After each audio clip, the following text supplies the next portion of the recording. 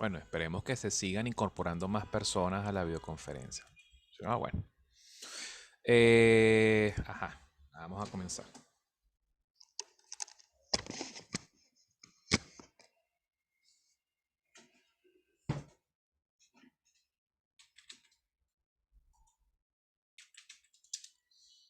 Bien, primero vamos a empezar con el método de la bisección.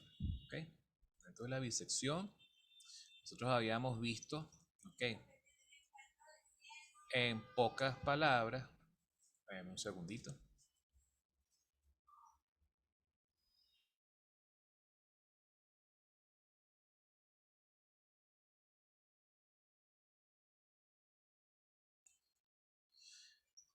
Bien, donde me había quedado, estamos acá con el método de la bisección. Vamos a programarlo de forma como si fuese un do until, ¿ok? Un do until, un do while. A ver, vamos a ver cómo se hacen estos bucles en el programa, ¿ok? Bien, vamos a ver si puedo darle un poquito de zoom a esto.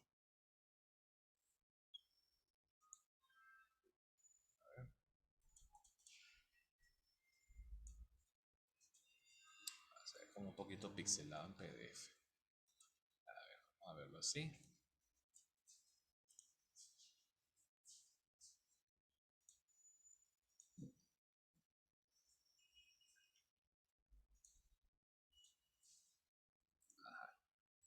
Y vamos a poner el update del otro lado. Ok. Bien, nos vamos entonces a la ventana editor. ¿Ok? En la ventana editor, fíjense que está de forma predeterminada un archivo sin nombre. Vamos a darle nombre. Vamos a darle salvar o guardar archivo. ¿Ok? Fíjense que cuando uno va a salvar un archivo, él te remite directamente a este directorio, que es justamente el directorio que aparece en el explorador de archivos. ¿Ok? No se pongan a estar inventando de salvarlo en otro lado, en otra carpeta o algo por el estilo, en el escritorio. No. Sálvenlo siempre en el mismo escritorio, en el mismo directorio predeterminado donde aparece el explorador de archivos del programa. ¿Ok? Y cuando vayan a salvar, vayan a asignarle un nombre a este archivo, procuren que sean nombres que no coincidan con los nombres de las funciones o de palabras claves de la sintaxis que maneja el programa, pues. ¿Ok? Utilicen nombres, pueden ser nombres en español, porque como la sintaxis es en inglés, bueno, si utilizan nombres en español, mucho mejor. Vamos a ponerle un nombrecito. Lo tengo como miles de versiones de bisección. Otra cosa importante, no utilicen tildes, no utilicen caracteres especiales, no utilicen espacios en blanco, ¿ok? Vamos a colocar bisección 2022-15, que es el term del semestre octubre-febrero, que está corriendo en este momento. Vamos a salvar. Listo. Ok, entonces, la primera parte del programa simplemente consiste en ingresar datos. ¿Ok? Vamos a ingresar datos, vamos a definir variables, vamos a utilizar letras mayúsculas, por ejemplo, pueden ser minúsculas también, no importa. A XA le vamos a asignar a través de un input. Dentro del input vamos a colocar este mensajito cuando se ejecute este programa. ¿Ok? Cárgame el valor de XA. Ok, ponemos punto y coma para que cuando se ejecute internamente la asignación no me esté mostrando el resultado en la pantalla de la ventana de comandos. Hacemos lo mismo para XB. Recuerden que XA y XB que son los extremos izquierdo y derecho del intervalo inicial. Recuerden que el método de bisección es un método que consiste en graficar una función, ¿verdad? Identificar gráficamente dónde se encuentra dónde se encuentran las raíces de esa función. Voy a llamar a esto epsilon, que es el epsilon del método. ¿Okay? Y bueno, tenemos que encerrar esa raíz en un intervalo inicial, que después de varias iteraciones, en cada iteración ese intervalo se va picando en dos. ¿Okay? Se evalúa el primer subintervalo, la primera mitad de esa partitura en dos, de esa partición en dos. ¿Ok? Se evalúa con el método del Bolzano para saber si en ese intervalo quedó o no la raíz. Si no, bueno. Si no quedó la raíz, si la raíz quedó allí, bueno, se cambia el valor de x de b a x de a, al x de m de ese momento. Si no está la raíz en ese intervalo, bueno, entonces está indefectiblemente en el otro, en la otra mitad. Bien, estas tres líneas corresponden justamente a este ingreso de datos. Luego comienza entonces el bucle. El bucle normalmente las palabras claves son estas, do, ¿okay? Esto es para arrancar un do while, do until, como preferamos. Ajá. ¿Cuáles serían las tareas que hay que hacer aquí? Si seguimos aquí, si aquí arranca el bucle, tenemos que hacer lo siguiente. Asignar un valor a la variable xm, asignar valores a f, valores de xm evaluados en f, valores de x de a f también. Entonces, bueno, empezamos con xm. Definimos xm mediante la asignación a través de la siguiente operación aritmética, que sería el cálculo del punto medio del intervalo comprendido entre xa y xb. Dividimos entre 2, seguimos con punto y coma. Luego vamos a definir, ¿ok? Hay varias opciones. Pudiéramos agarrar, por ejemplo, y definir una variable llamada f de a y la hacemos igual a una función f, ya la vamos a definir propiamente. Esa f, ¿ok? En esa f pondríamos xa, ¿verdad? Y después pondríamos fb igual a una f evaluada en xb. Ahora bien, esta función f, ¿cómo la ingresamos? Simple. Si ustedes recuerdan la clase de la semana pasada, que cuando les enseñé cómo trabajar en Octave, la última parte de la clase era cómo ingresar datos a variables, cómo ingresar ecuaciones a funciones, ¿ok? Funciones de mano. Vamos a hacer exactamente lo mismo. Definimos una función f, le asignaremos la ecuación de la función utilizando la notación de función anónima, ¿ok? Y listo. Entonces ya con esto hemos asignado xm, f de xm, f de xa. Ahora vendría una estructura condicional, un if. El if se escribe así. Bueno, ya ustedes vieron en la clase de la semana pasada cómo se escriben los if, los condicionales, las estructuras condicionales, las estructuras selectivas.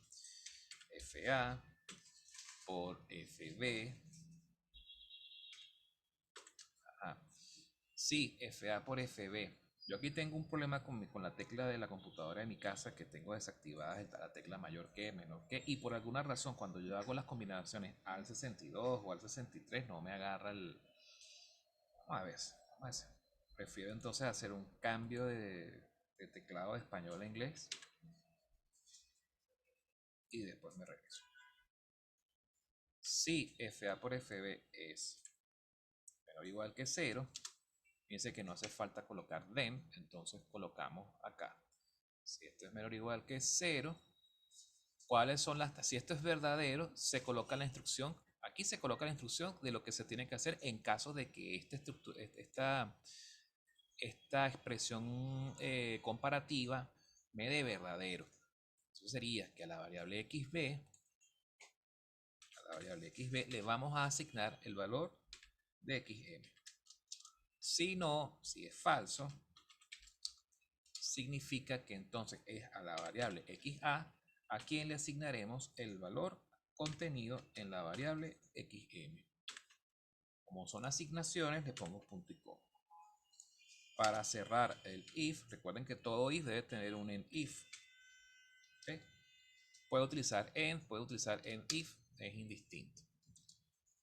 Luego tenemos que agarrar y cerrar el bucle. El bucle lo podemos cerrar, por ejemplo, un until, hacer hasta que se cumpla este criterio de parada. El criterio de parada es simplemente valor absoluto.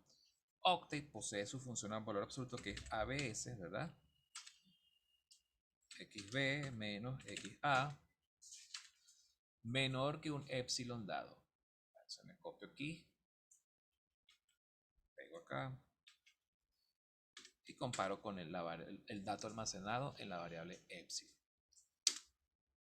Listo. Entonces fíjense, hacer calcular el valor de xm y asignárselo a su variable correspondiente. Calcular el valor de fa. Yo puse aquí, menos mal que hice este repaso. Aquí va xm. Qué falta de pilas. Ok, menos mal. Calcular el valor de fa, calcular el valor de fm utilizando la función anónima que ingresaremos por aquí a partir de la línea 4. Efectuar estas instrucciones condicionales.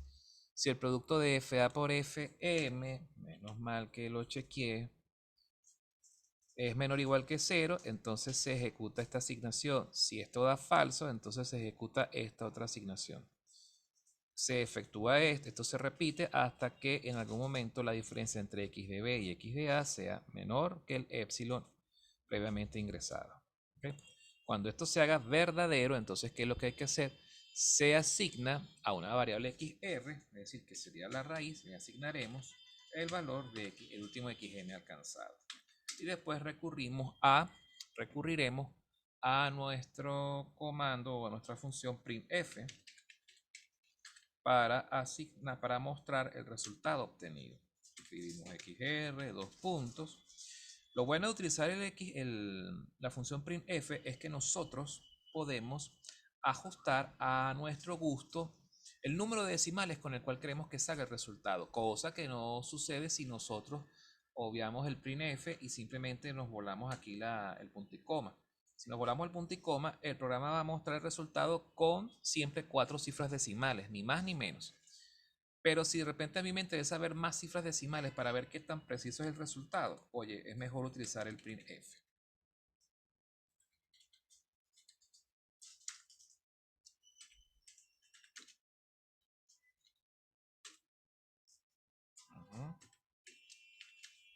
Porque con el printf nosotros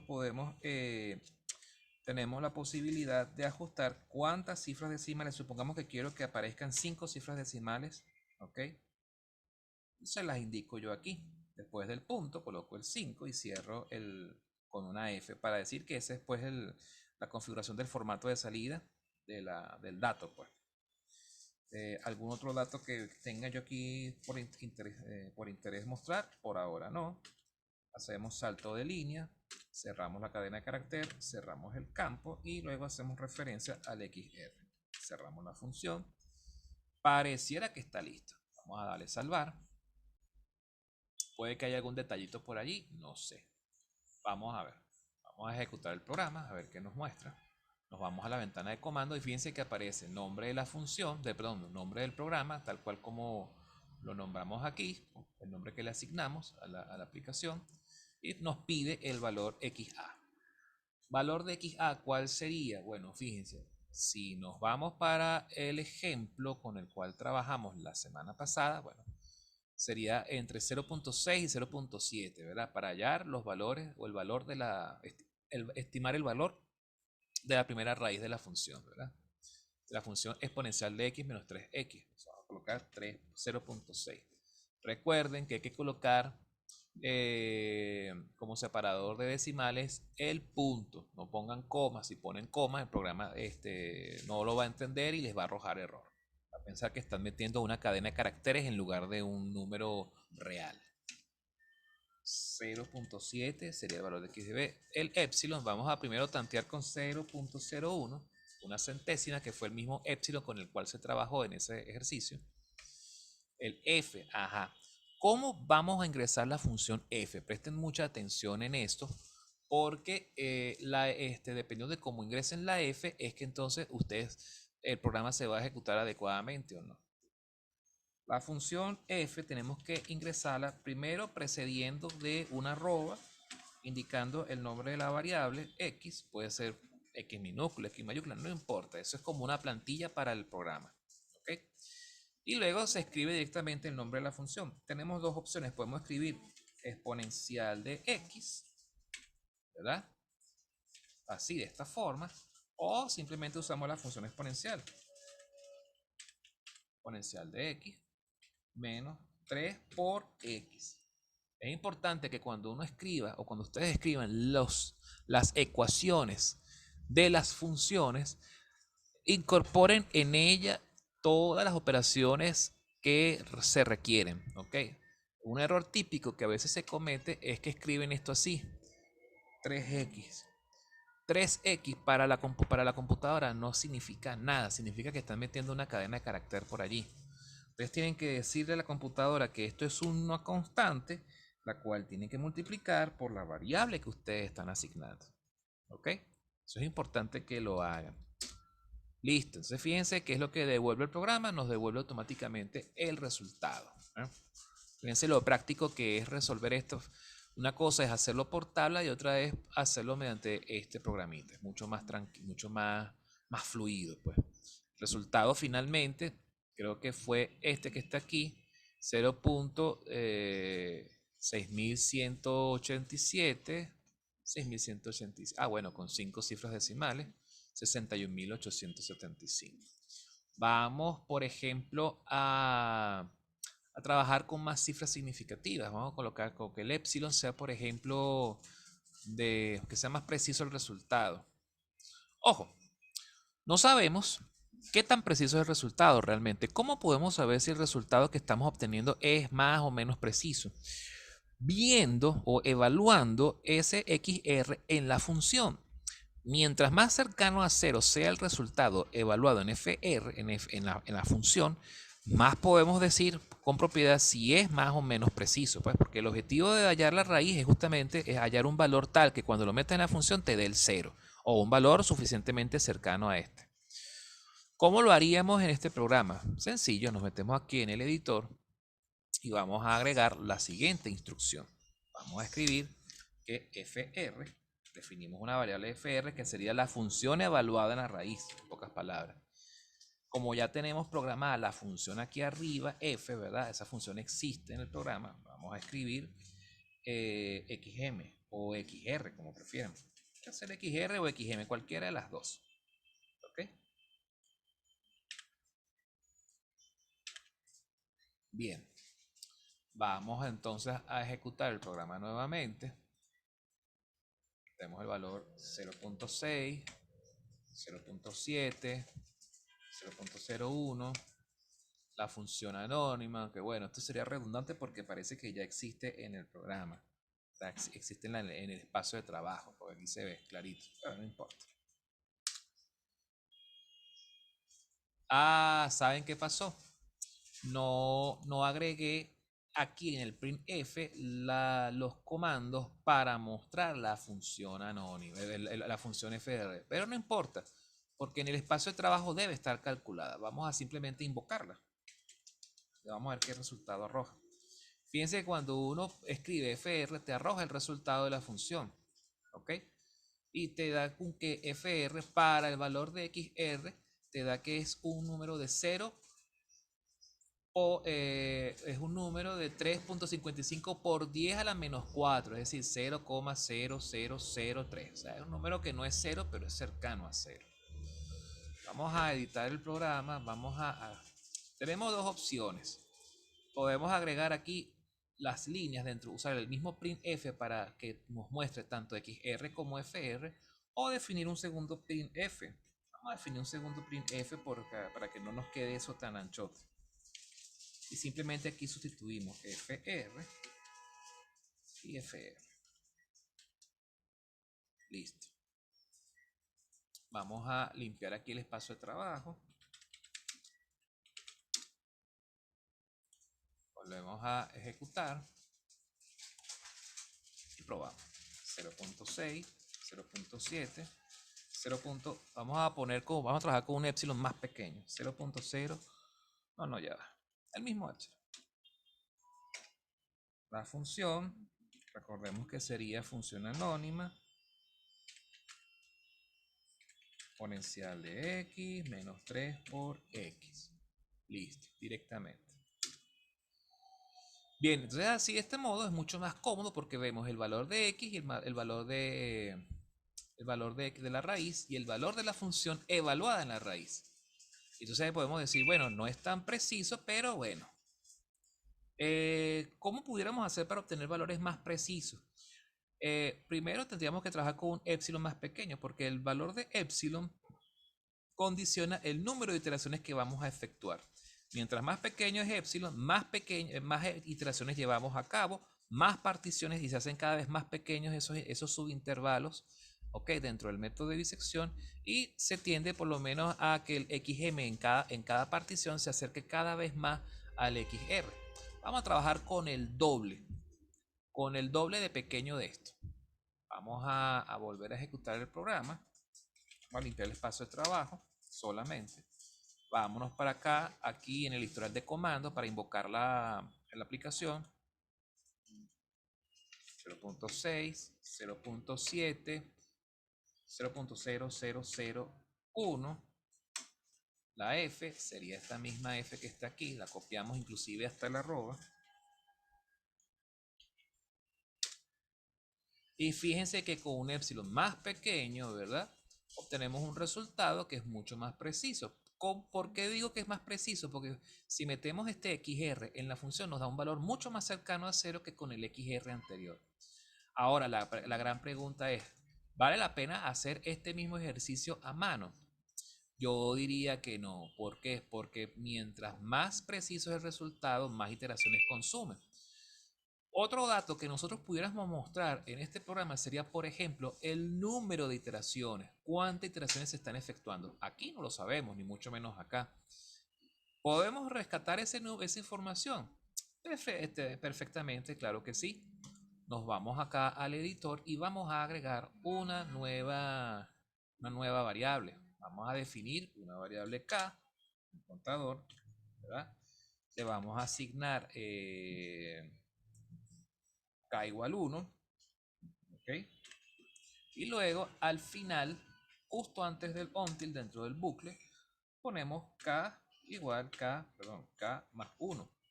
Creo que esto se puede sustituir con un k doble más. Estoy seguro, vamos a ver si funciona. Y después lo que hacemos es, podemos agregar otro printf, ¿verdad? Pero que sea referente solo al valor de k. Control C, control V, definimos aquí k. Como k es un número entero, fíjense lo que voy a hacer aquí en el formato de salida. En vez de colocar 5, coloco 0. ¿Por qué? Porque quiero que me muestre 0 decimales, es decir, que sea un número entero.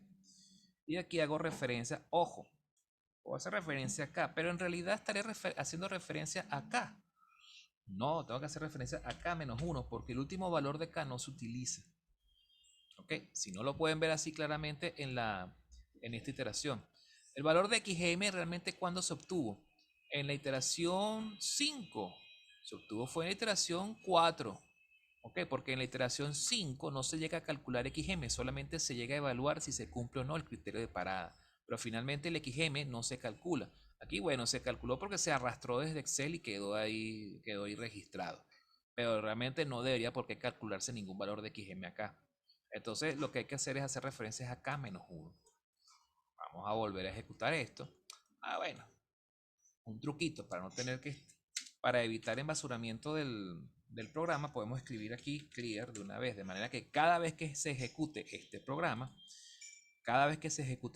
lo primero que haga es limpiar el espacio de trabajo, con el fin de qué cosa, de evitar que se traiga basura de aquí, de la memoria, y la esté reprocesando sin querer. Y eso evitamos que de repente salgan resultados erróneos, ¿ok? Poco precisos, que nos afecten la precisión de los resultados finales. Salvamos, ejecutamos. Ajá.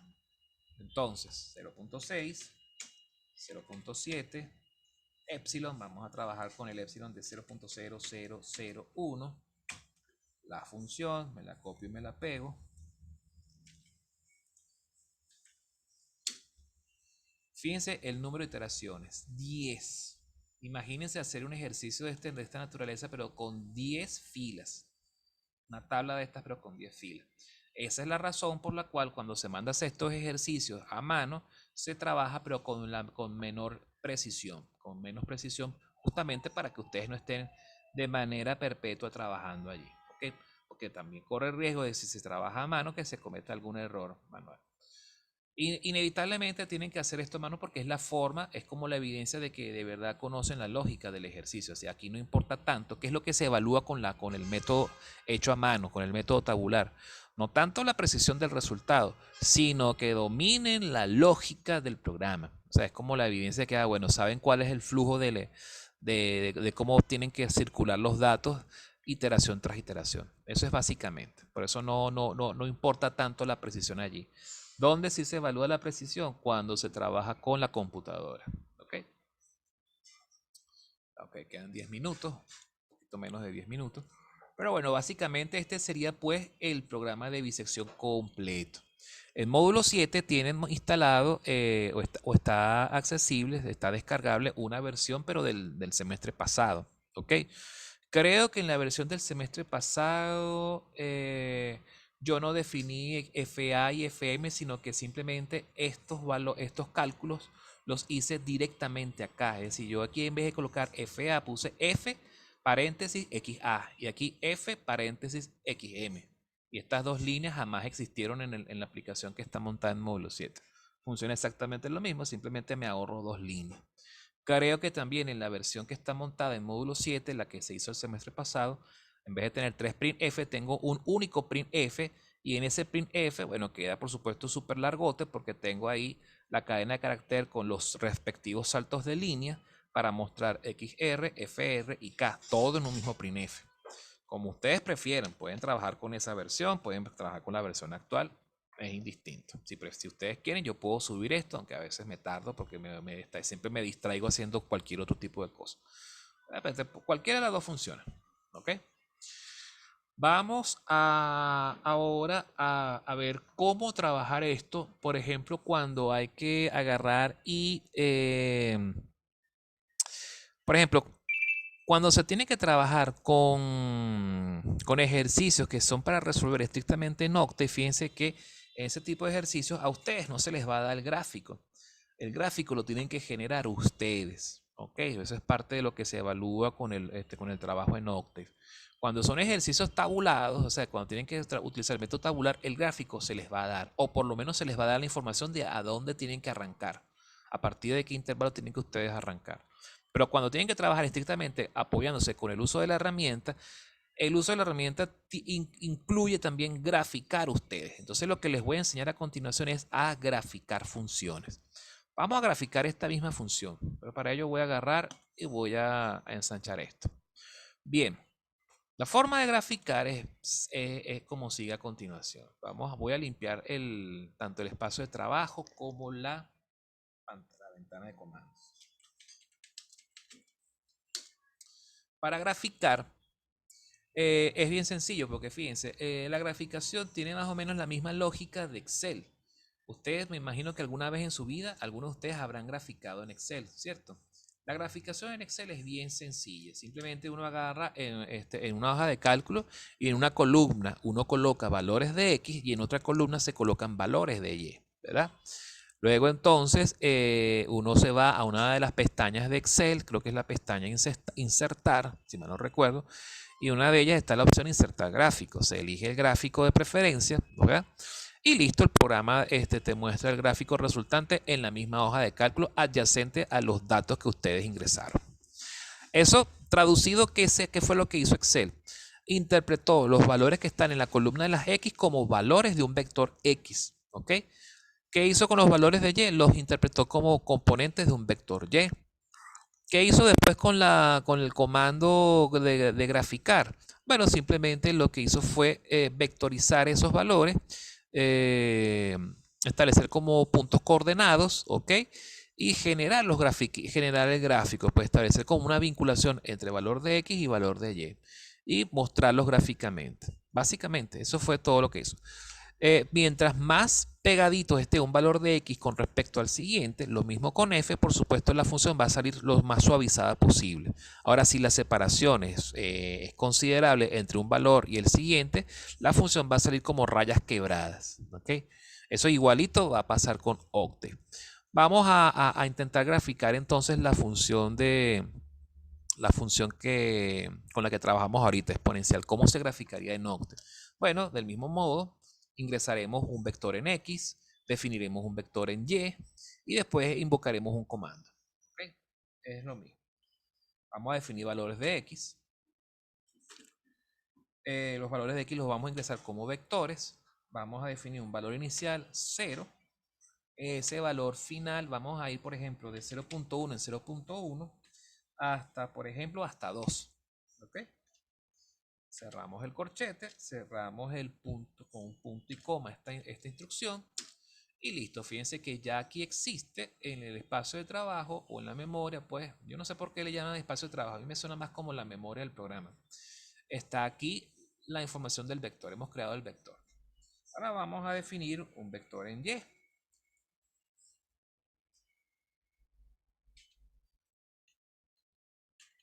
Ese vector en Y, ¿cómo sería? Utilizamos, si ustedes recuerdan la clase pasada, sería exponencial de X menos 3 por X. En este caso no hace falta utilizar el operador punto, porque como no estoy haciendo multiplicación de vectores, ¿verdad? Entonces es un escalar por un vector. Le damos enter y fíjense que ya fue creado los valores en Y. Ahora hay que agarrar y vincular uno a uno los valores en los componentes de X con los valores en los componentes de Y, uno a uno. Eso sería con la función plot. Plot X, Y. Primero se coloca la variable independiente, la variable X y después la variable dependiente. Y le damos enter. La primera vez que se ejecuta esta aplicación, cuando la primera vez que ustedes grafiquen les va a pasar con toda seguridad, se va a tardar, se va a quedar pensando como por un minuto, minuto y medio, quizás dos, todo depende de la memoria RAM. ¿Por qué? Porque se está ejecutando por primera vez. Pareciera que ella está como que desinstalando internamente un paquete, ejecutando la rutina por primera vez, el motor gráfico, bla, bla, bla, etcétera, hasta que finalmente arroja la aplicación. Ya después de esa primera vez que se ejecuta el graficador, cada vez que se vuelve a ejecutar, se ejecuta rápido, pues. ¿Okay? Así que no entren en pánico si de repente intentan graficar y no les sale. Eso sí, muchachos, no se pongan a graficar la primera vez que lo hagan, no lo hagan el día del parcial, porque van a entrar en pánico triple. ¿Okay? Fíjense las opciones que tenemos acá. Podemos agarrar y, por ejemplo, activar una malla. Este es un graficador bastante minimalista. ¿Okay? Fíjense que siempre es bueno utilizar la malla ¿para qué? Para poder identificar el nivel 0 en Y. Con el nivel 0 ya claramente identificado, podemos ver dónde están las raíces, la primera raíz y la segunda raíz. ¿Verdad? Podemos hacer zoom activando aquí este botoncito Z+. Cambia el cursor, que antes era una flechita, a una lupa más. Bueno, dependiendo del rectángulo que yo genere aquí, será el zoom hacia un lado en particular. Bien, fíjense que aquí se ve la raíz bastante expandida, ¿verdad? Se ve bien claro que está bastante cerca de 0.62, ¿ok? Fíjense que podemos establecer, por ejemplo, en vez de utilizar el intervalo 0.6 y 0.7, de repente podemos utilizar el 0.6 y 0.64, por ejemplo. Y eso, por supuesto, ¿nos hace que el resultado sea más preciso? No, en todo caso nos hace que el resultado se obtenga en menos iteraciones. Fíjense, mientras más ancho, el ancho del intervalo inicial no influye en la precisión del resultado, influye es en el número de iteraciones que se efectúan. ¿Qué influye directamente en la precisión del resultado final? El épsilon. El épsilon. El épsilon es lo que realmente te condiciona a que se obtenga el resultado lo más preciso posible. ¿Okay? Supongamos que queremos, por ejemplo, como ya conocemos el valor de la raíz en las proximidades a 0.6, ¿verdad? Vamos entonces a utilizar esta misma gráfica para escoger un intervalo inicial para el cálculo de la segunda raíz de esta función. Para regresar a la vista original, si están utilizando el mouse tiene una ruedita, ¿verdad? Aprieten el botón de la ruedita y él debería regresarlos. Oye, no, yo creo que el botón de la ruedita del mouse no funciona. De aquí está. Bueno, no importa. Aquí tenemos esta opción que dice autoescalado. Y hace exactamente lo mismo. Bueno, mi mouse es un poco pirata, lamentablemente. Vamos entonces aquí a escoger. Fíjense que Para escoger un mejor intervalo, fíjense que en esta vista original, los intervalos que ofrece X son bastante amplios, de 0.5 en 0.5, pero si quiero un intervalo más estrecho, pues bueno, me voy aquí al 0. Vamos a hacer otro zoom por aquí. Esto pudiera servir entre 1.51 y 1.51.5, por ejemplo. Vamos a incrementar un poquito más el ancho. Bien. Autoescalado.